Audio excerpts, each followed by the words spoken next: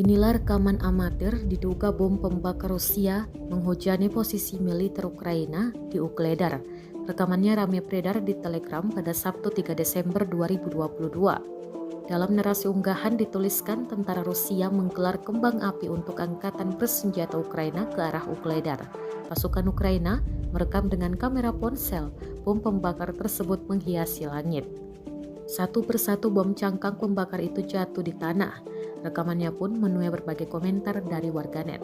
Rusia mengirim pasukan ke Ukraina pada 24 Februari, mengutip kegagalan Kiev untuk mengimplementasikan perjanjian Minsk yang dirancang untuk memberikan status khusus di wilayah Donetsk dan Luhansk di dalam negara Ukraina.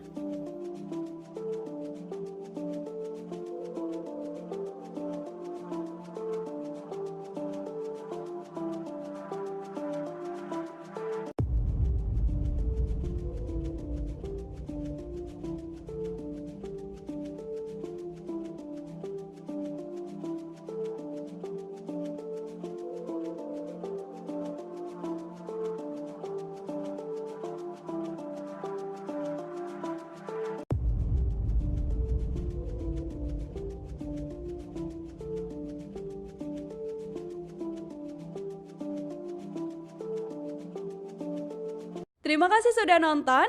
Jangan lupa like, subscribe, dan share ya.